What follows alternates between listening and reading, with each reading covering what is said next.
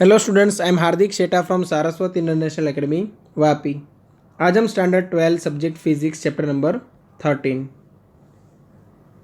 Nuclei को आगे बढ़ाएंगे।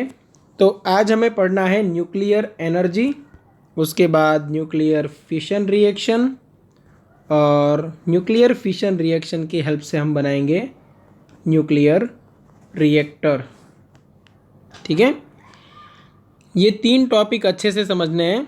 ऑलरेडी हमने न्यूक्लियर एनर्जी के बारे में पढ़ के रखा है। देखो, हमने जब एक लेक्चर देखा था यहाँ पे कहीं पे, देखो ये ग्राफ था ना, binding energy per nucleon with atomic mass number का, जिसमें हमने 2 रिएक्शन देखी थी, एक फिशन एक फ्यूज़न। ठीक है, तो यहाँ पे हमें देखने को क्या मिलता था, तो 30 से लेके 170 तक एटॉमिक मास नंबर जिनका है, उनकी binding energy per nucleon almost constant रहती थी। कांस्टेंट मतलब कितनी?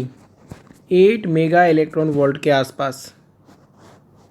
170 से आगे जाओ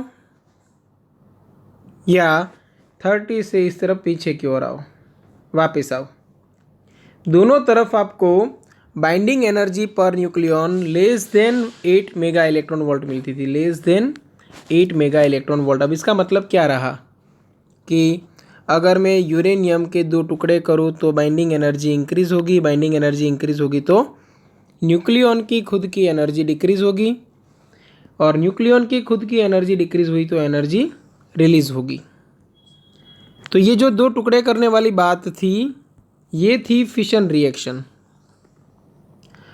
अगर 2 लाइट न्यूक्लियाई है, उनको कंबाइन करके एक सिंगल न्यूक्लियस में अगर आप कन्वर्ट कर सकते हो और तब भी अगर आपको एनर्जी मिलती है, तो वो रिएक्शन को हम बोलेंगे न्यूक्लियर फ्यूज़न रिएक्शन। ये कब होगा? जब जिसका atomic mass number less than 30 है, वैसे 2 न्यूक्लियाई को आप कंबाइन करो तो बाइंडिंग एनर्जी पर न्यूक्लियन आपको इंक्रीज़ होती हुई नज़र आएगी। Binding energy per nucleon increase हुई तो न्यूक्लियन की खुद की एनर्जी डिक्रीज़ होगी, क्योंकि वो ज़्यादा बाउंडेड हुए। उसका मतलब क्या रहेगा कि उन्होंने अपनी कुछ एनर्जी है वो रिलीज़ कर दी है। तो ये थी न्यूक्लियर फ्यूज़न रिएक्शन। अब ये दोनों रिएक्शन में आपको जो एनर्जी मिलती है वो एनर्जी होती थी मेगा इलेक्ट्रॉन वोल्ट के ऑर्डर में।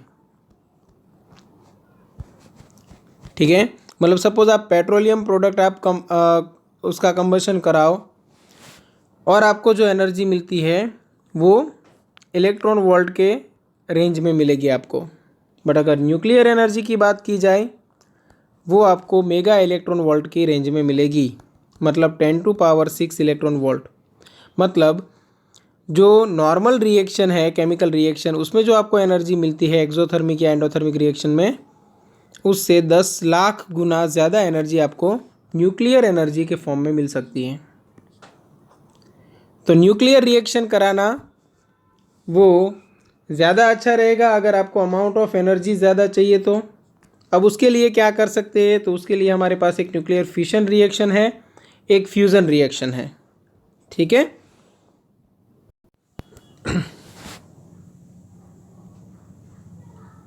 ओके। तो अभी स्टार्ट करते हैं न्यूक्लियर फिशन रिएक्शन। ठीक है, अब न्यूक्लियर फिशन रिएक्शन के लिए क्या ज़रूरी, अच्छे से समझ लो कि सपोज़ ये एक यूरेनियम का न्यूक्लियस है। यहाँ पे हमने 0n1 मतलब जो न्यूट्रॉन है उसको कोलाइड कराया। एक मूविंग न्यूट्रॉन को हम लेके जा रहे हैं यूरेनियम 92 235 की ओर। ठीक है, अब इसमें भी देखो 2 प्रॉब्लम है। अगर ये हाई एनर्जी न्यूट्रॉन है, मतलब न्यूट्रॉन की काइनेटिक एनर्जी ज़्यादा हाई है, तो प्रॉब्लम ये है कि न्यूट्रॉन आर पार निकल जाएगा, न्यूक्लियर फिशन रिएक्शन होगी ही नहीं, यूरेनियम को कोई फ़र्क नहीं पड़ेगा। मतलब यहाँ पे हाई एनर्जी नहीं बट लो एनर्जी न्यूट्रॉन की ज़रूरत पड़ेगी। पहली बात ये याद रखना। ठीक है, अब लो एनर्जी न्यूट्रॉन है तो वो थोड़ी देर के लिए न्यूक्लियस के अंदर स्टेबल रहेगा। ठीक है। जैसे यहाँ पे कोलाइड हुआ उसकी काइनेटिक एनर्जी डिक्रीज हुई, डिक्रीज होते होते होते ज़ीरो हो गई और किसी एक पोजीशन पे रेस्ट में आ गया। अब इससे होता क्या है, हम रिएक्शन लिख के ही समझते हैं। चलो, तो ये 0N1 ये न्यूट्रॉन था जो यूरेनियम 92 235 के अंदर चला गया और थोड़ी देर के लिए बनाया यूरेनियम 92 236। ओके, ये इंटरमीडिएट स्टेट है, मतलब ये जो पोजीशन बन रही है 236 मास, वो कुछ सेकंड्स के लिए ही है, मतलब जब न्यूट्रॉन यहाँ पे आया तब। अब देखो यहाँ पे मास इनबैलेंस हुआ, जो इलेक्ट्रोमैग्नेटिक फोर्स है और जो स्ट्रॉन्ग न्यूक्लियर फोर्स है उनके बीच में भी इम्बैलेंस क्रिएट हुआ। मतलब अभी ये न्यूक्लियस स्टेबल रहेगा नहीं, और स्टेबल नहीं रहेगा तो स्टेबिलिटी के लिए यहाँ पे एक छोटा सा ब्लास्ट होगा जिसके अंदर से दो अलग अलग छोटे छोटे न्यूक्लियस जनरेट होंगे और मास बैलेंस करने के लिए कुछ न्यूट्रॉन्स और कुछ एनर्जी रिलीज होगी। ठीक है, और वो कौन कौन से न्यूक्लियस यहाँ पे जनरेट होने वाले हैं वो कोई बता नहीं सकता, क्योंकि ये डिपेंड करेगा कि कोलिजन है न्यूट्रॉन का और यूरेनियम 235 का किस तरह से हुआ है, इम्पैक्ट पैरामीटर की वैल्यू क्या है, ये सब देखा जाएगा। ठीक है, मतलब ये अगर हेड ऑन कोलाइड हुआ है तो अलग आपको दो न्यूक्लियाई मिलेंगे, अगर ऐसे कोलाइड हुआ है थोड़ा क्रॉस में से अलग न्यूक्लियाई मिल सकते हैं। मतलब न्यूट्रॉन कहाँ पे जाके स्टेबल हुआ, कहाँ पे दो टुकड़े यूरेनियम के हुए, उस पर डिपेंड करेगा कि ये जो न्यूक्लियस जनरेट हो रहे हैं वो कौन से एलिमेंट्स के हैं। तो यहाँ पे एक बार आपको दिखाया हुआ है कि Ba प्लस ये Kr, Ba56 144 और Kr 3689।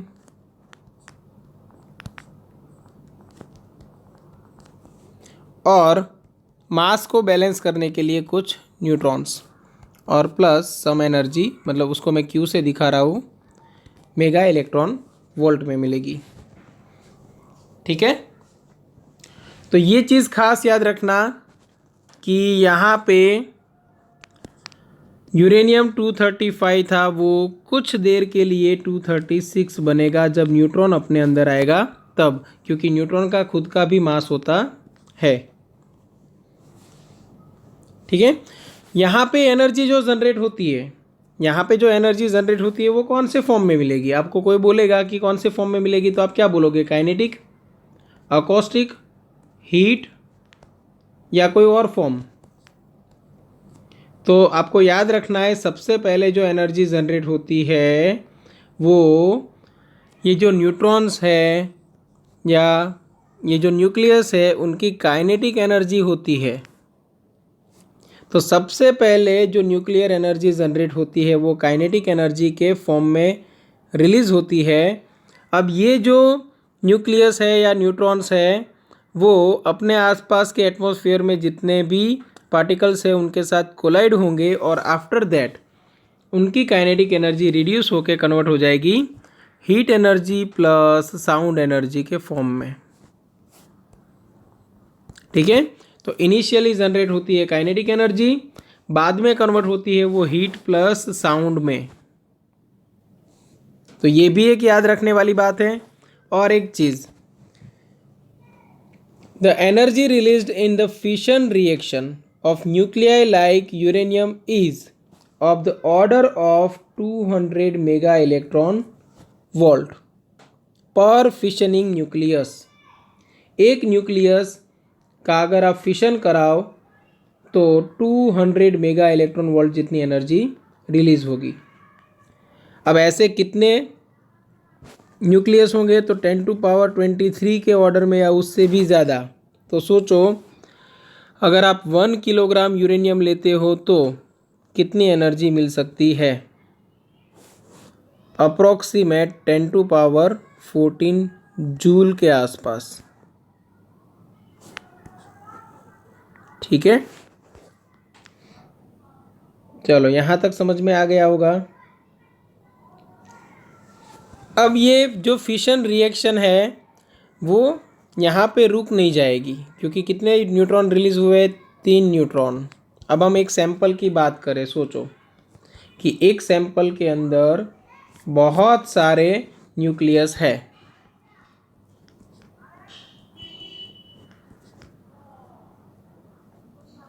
ऐसे बहुत सारे न्यूक्लियस है, ऐसा समझ लो। अब एक सैंपल के अंदर आप अगर 1 मोल का भी लेते हो सैंपल, तो भी आपको 10⁻23 जितने न्यूक्लियस आपको मिल जाएंगे। मान लो कि ये यूरेनियम का एक सैंपल है। अब चेन रिएक्शन क्या होती है वो अच्छे से समझो। सैंपल में तो रैंडम आपको मिलेंगे। अब ये एक न्यूट्रॉन था, अब एक न्यूट्रॉन हमने यहाँ पे कोलाइड कराया। सपोज ये गया, फास्ट मूविंग न्यूट्रॉन है और वो यहाँ पे कोलाइड हुआ, या तो थोड़ा ऊपर से ही लेके जाते हैं, यहाँ पे कोलाइड हुआ। अब यहाँ पे जैसे ही कोलाइड हुआ, ये यूरेनियम के अंदर घुस गया, मास उसका बढ़ा दिया, और जो एक्साइटेड स्टेट में आया न्यूक्लियस, उसके अंदर से 2 टुकड़े हुए और 3 न्यूट्रॉन जनरेट हुए। ज़रूरी नहीं कि हर बार 3 न्यूट्रॉन जनरेट हो, वो डिपेंड करेगा। मास बैलेंस के लिए 4 न्यूट्रॉन को निकालना है तो 4 न्यूट्रॉन निकालेगा, 2 न्यूट्रॉन को निकालना है तो 2 को, 3 निकालना है तो 3 को। तो यहाँ पे मान लेते हैं कि एक साथ 4 न्यूट्रॉन रिलीज हुए, या तो 3 न्यूट्रॉन रिलीज हुए। अब ये जो 3 न्यूट्रॉन रिलीज हुए हैं वो भी आगे जाके 3 अलग अलग न्यूक्लियस को तोड़ेंगे और सब में से नंबर ऑफ न्यूट्रॉन्स बाहर निकलेंगे। अब कितने निकलेंगे वो प्रोबेबिलिटी पे डिपेंड करेगा। सपोज एक में से 2 निकले, एक में से 3 निकले, एक में से 4 निकले। अब देखो ये रिएक्शन कितनी फास्ट आगे बढ़ेगी। अगले ही सेकंड में सभी जगह पे ब्लास्ट होगा छोटा सा, और सभी जगह से 3-3, 4-4 न्यूट्रॉन निकलने लगेंगे। सोचो अभी कितने सारे न्यूट्रॉन बढ़ गए। ये होती है चेन रिएक्शन। तो सोचो, सबसे पहले हमने 1 न्यूट्रॉन लगाया था रिएक्शन कराने के लिए, फिर 3 जनरेट हुए, 3 के 9 हुए, 9 के सपोज 30 हो गए, 30 के सपोज 110 हो गए, 110 के सपोज 300 हो गए, फिर 1200, ये होते रहेंगे। 1100 ले लो, फिर 3400, ये बढ़ते ही जाएंगे। अगर ये प्रोसेस को अगर आपने कंट्रोल नहीं किया तो फ्यू मिनट या फ्यू सेकंड्स के बाद ब्लास्ट होगा। क्यों? क्योंकि ये जो एनर्जी है वो मल्टीप्लाई होती रहेगी, बहुत ही ज़्यादा अमाउंट में जनरेट होती रहेगी, और उतनी ज़्यादा हीट अगर आप स्टोर नहीं कर पाए तो वो जिस कंटेनर में रखा गया है मटेरियल, उस कंटेनर को तोड़ के बाहर निकलेगी, मतलब ब्लास्ट होगा। तो यही है फिशन रिएक्शन। अगर आप उसको कंट्रोल में ले लो तो बना दिया आपने न्यूक्लियर रिएक्टर। अगर वही रिएक्शन कंट्रोल्ड मैनर में ना हो पाए तो वो बन गया एटम बॉम्ब। ठीक है, और भी 2-3 रिएक्शन आपको टेक्स्ट बुक में दी हुई है, एक बार अच्छे से पढ़ लेना। ओके, अभी चलते हैं न्यूक्लियर रिएक्टर की ओर। अभी देखो न्यूक्लियर रिएक्टर में कौन कौन सी प्रॉब्लम्स आएगी। सबसे पहले प्रॉब्लम डिस्कस करो, फिर उसका सॉल्यूशन करो। सबसे पहली प्रॉब्लम, लो एनर्जी न्यूट्रॉन की ज़रूरत पड़ेगी आपको।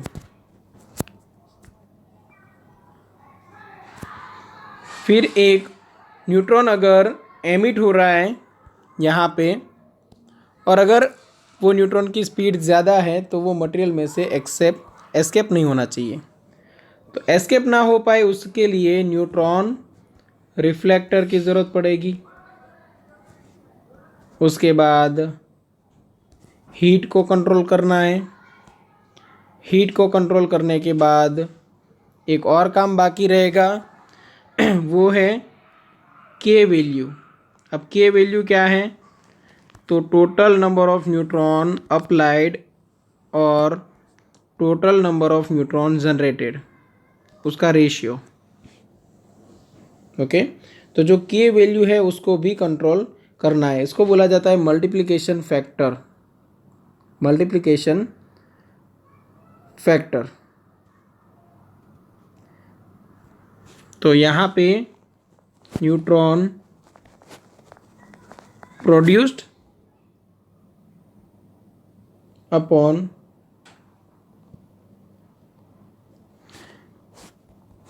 number of neutrons generated.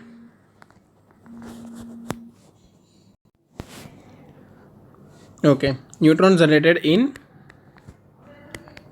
preceding process. अब ये तो मैं अभी शॉर्ट में दिखा रहा हूँ, हम ये सभी टॉपिक डिटेल में डिस्कस करने वाले हैं यहाँ पे, ठीक है। ये जो है neutron produced in present reactions है, और ये न्यूट्रॉन जनरेटेड इन प्रीसीडिंग, मतलब इससे आगे वाली जो रिएक्शन थी उसमें कितने जनरेट हुए थे। मान लो कि एक रिएक्शन में जनरेट हुए थे 1000, नेक्स्ट रिएक्शन में जनरेट हुए 3000। मैंने हम अभी दिखाया था चेन रिएक्शन में बढ़ते जाएंगे नंबर ऑफ न्यूट्रॉन्स। अब इनको कंट्रोल करना है तो इसमें से 2000 न्यूट्रॉन्स मैंने एब्जॉर्ब कर लिए, तो फिर से कितने बचेंगे? 1000। तो ये रेशियो मेंटेन रहेगा, आसपास रहेगा 1 के, ठीक है ना। क्योंकि मैंने अभी आपको दिखाया था कि अगर न्यूट्रॉन्स को आप कंट्रोल नहीं कर सकते नंबर ऑफ न्यूट्रॉन्स को, तो फिर उतनी ज़्यादा हीट जनरेट हो जाएगी कि जिसको हम कंट्रोल नहीं कर पाएंगे और ब्लास्ट होगा, ठीक है। चलो, तो एक एक जो टॉपिक है उसको अच्छे से हम यहाँ पे समझेंगे। सबसे पहले लो एनर्जी न्यूट्रॉन की ज़रूरत पड़ेगी। अब उसके लिए क्या कर सकते हैं? तो लो एनर्जी न्यूट्रॉन का सॉल्यूशन है मॉडरेटर। ऐसा मटेरियल जिसके अंदर से न्यूट्रॉन को पास कराएंगे तो न्यूट्रॉन की स्पीड है वो डिक्रीज़ होगी। और ऐसे पार्टिकल्स होने चाहिए जिसका मास है वो न्यूट्रॉन के मास से ज़्यादा तो है बट बहुत ज़्यादा नहीं, मतलब डिफरेंस है वो बहुत बड़ा नहीं होना चाहिए। जैसा मार्बल बॉल्स के साथ होता है कि एक मार्बल बॉल है, दूसरा मार्बल बॉल है, ये वाला जो है वो रेस्ट में है, ये वाला मोशन में है। ये यहाँ पे टकराएगा तो इसकी मोशन चालू रहेगी but with decreased velocity, decreased speed. इसकी स्पीड जो है वो डिक्रीज हो जाएगी। तो सेम वे यहाँ पे हम लेते हैं वाटर मतलब H2O, हैवी वाटर मतलब D2O, या तो ग्रेफाइट। न्यूट्रॉन रिफ्लेक्टर के लिए रिफ्लेक्टिंग वॉल्स बना देंगे और हीट को कंट्रोल करने के लिए वाटर सर्कुलेशन सिस्टम लगा देंगे, ठीक है ना। तो न्यूक्लियर रिएक्टर इजीली बन जाएगा। और ये जो मल्टीप्लिकेशन फैक्टर है उसको 1 के आसपास रखने के लिए के की वैल्यू है वो 1 के आसपास होनी चाहिए, और उसके लिए हम न्यूट्रॉन एब्जॉर्ब करने वाले रोड्स लगा देंगे जो कि कैडमियम से बने हैं। कैडमियम से बने हुए न्यूट्रॉन एब्जॉर्ब करने वाले रोड्स, ठीक है। अब कैसे पूरा वर्क होता है वो यहाँ पे अच्छे से ध्यान दो कि ये सपोज हमने मेन कोर बना दिया,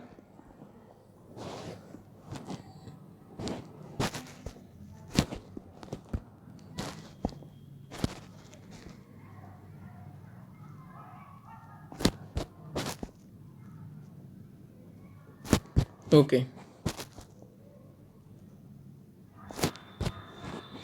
ये जो आपको दिखाई दे रहा है ये वाला पार्ट, ये है न्यूट्रॉन रिफ्लेक्टर।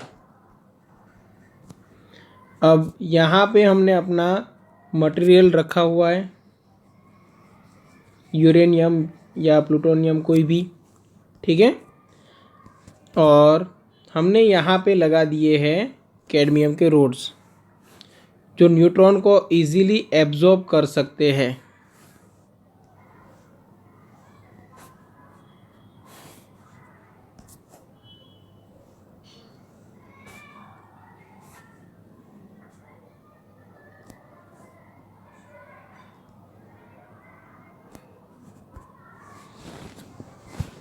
ठीक है, चलो ये काम हो गया।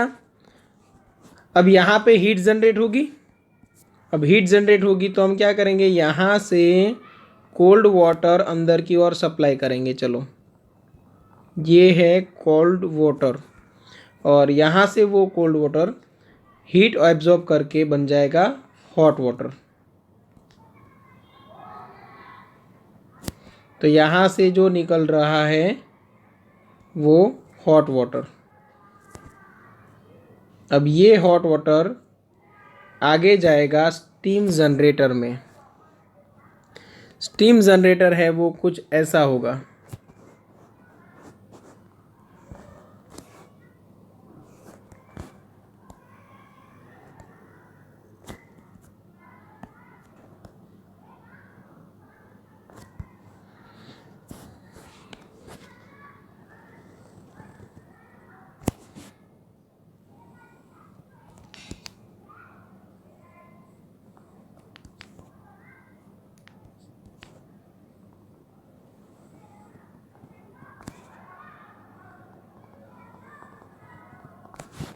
और यहाँ पे हम लगा देंगे पंप और यहाँ से पाइप आएगी ऐसे।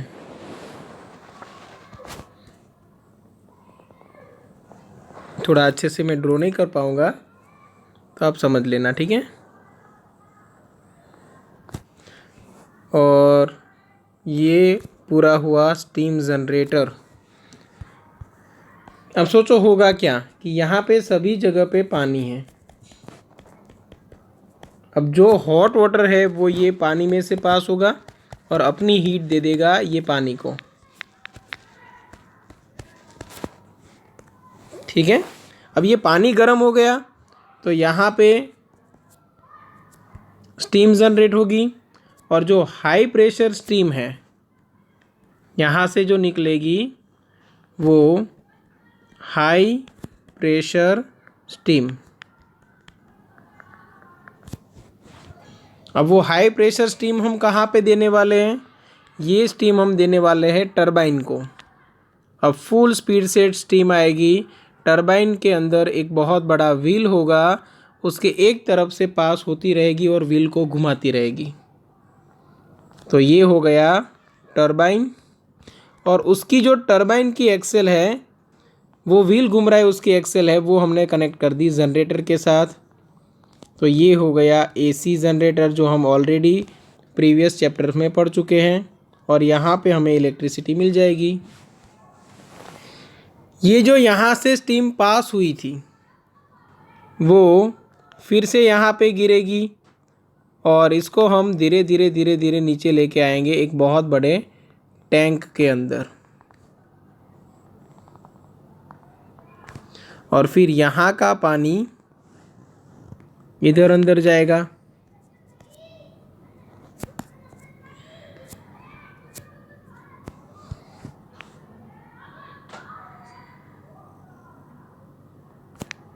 ओके, तो ये यहाँ पे गया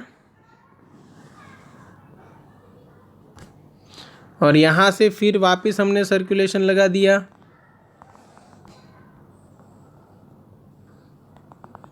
देखो यहाँ पे इतनी हीट जनरेट होने वाली है कि उनको कंट्रोल करना उतना इजी नहीं है।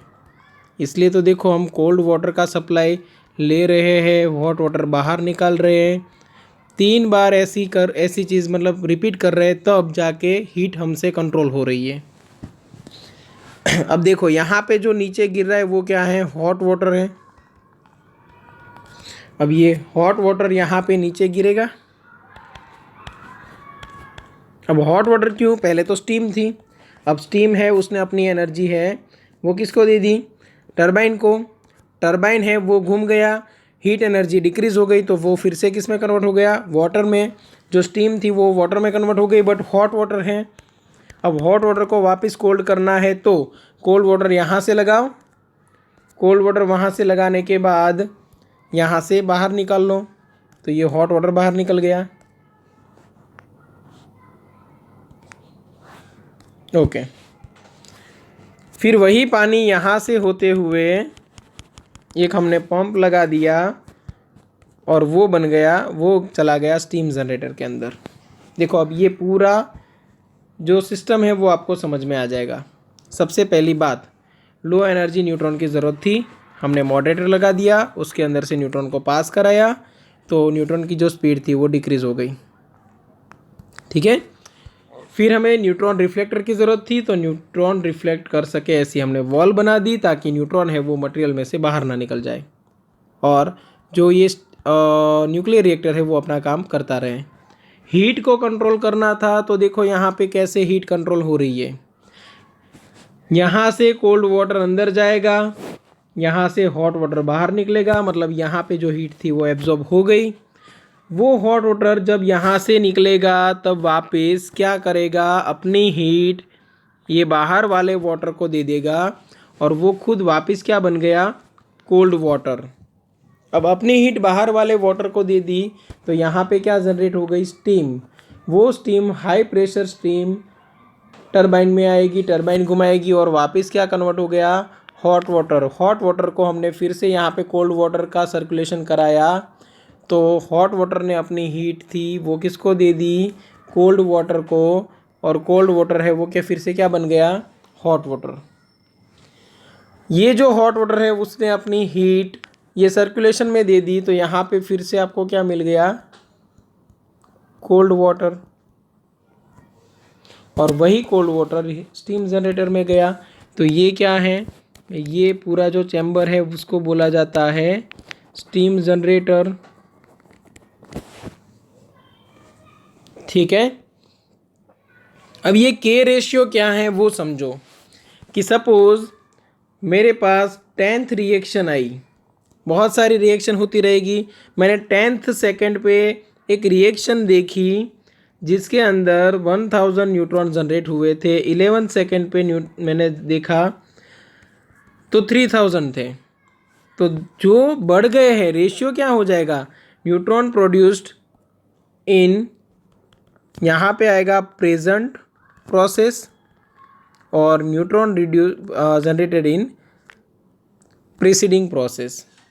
मतलब अभी जो प्रोसेस चल रही है उसके अंदर 3000 न्यूट्रॉन्स हैं, तो के की वैल्यू क्या बनेगी, 3000 डिवाइड बाय प्रीसीडिंग रिएक्शन में कितने थे, 1000, तो के की वैल्यू आई 3, जिसको बोला जाएगा सुपर क्रिटिकल।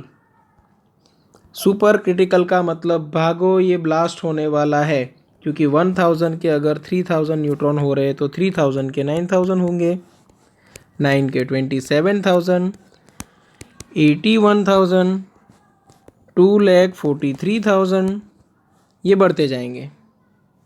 ठीक है ना, तो वैसे ही उतनी ही हीट बढ़ती जाएगी और उतनी ज़्यादा हीट जनरेट हो जाएगी कि ये जो वाटर सर्कुलेशन सिस्टम है उसको कंट्रोल नहीं कर पाएगी, तब ये ब्लास्ट होगा। इसीलिए के की जो आइडियल वैल्यू है वो 1 के आसपास है। 1 से अगर ज़्यादा कम हो गई तो न्यूक्लियर रिएक्टर धीरे धीरे रुक जाएगा। क्यों, क्योंकि नंबर ऑफ़ न्यूट्रॉन डिक्रीज होते जाएंगे। 1000 है तो 800 हुए, फिर 500 हुए, फिर 100 हुए, फिर 20 हुए, फिर 5 हुए, फिर 1 हुए, फिर 0 हो गया। पूरा रिएक्टर फिर से स्टार्ट कराना है। तो के की वैल्यू अगर 1 है तो उसको बोलेंगे क्रिटिकल सिचुएशन। के की वैल्यू लेस देन 1 है तो ज़्यादा कम होनी नहीं चाहिए, और ग्रेटर देन 1 है तो सुपर क्रिटिकल सिचुएशन। ठीक है, तो ये रोड्स क्या करते हैं, जब भी लगे कि के की वैल्यू ग्रेटर देन 1 हुई है, ये ऑटोमेटिक ये रोड्स अंदर जाएंगे, न्यूट्रॉन्स को एब्जॉर्ब कर लेंगे, के की वैल्यू नियरली इक्वल टू 1 कराने की ट्राई करेंगे।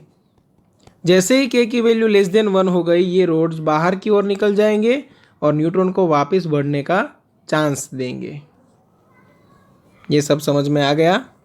और यहाँ पे हमने जो न्यूक्लियर एनर्जी थी जो हीट एनर्जी के फॉर्म में मिली, उसको हमने टरबाइन घुमाने के लिए इनडायरेक्टली यूज़ किया और टरबाइन की हेल्प से एसी जनरेटर घुमा और हमें इलेक्ट्रिसिटी मिली। ठीक है, तो ये काम है न्यूक्लियर रिएक्टर का। आपको जो डायग्राम दिया है टेक्स्ट बुक में वही डायग्राम आपको एग्ज़ाम में ड्रॉ करना है। ये डायग्राम मैंने एक्सप्लेनेशन के लिए ड्रॉ किया था। ठीक है, तो एनसीईआरटी टेक्स्ट बुक के अंदर जो डायग्राम है न्यूक्लियर रिएक्टर में वही डायग्राम ड्रॉ करना है और उसमें जो भी लिखा हुआ है एक बार वर्ड टू वर्ड अच्छे से पढ़ लेना और वही चीज़ आपको एग्ज़ाम में लिखनी है। अगर कहीं पे भी कोई भी डाउट है तो एनी टाइम कांटेक्ट कर सकते हो। ठीक है, चलो यहाँ तक रखते हैं। अगर कोई डाउट है तो कांटेक्ट करना। Okay, thank you.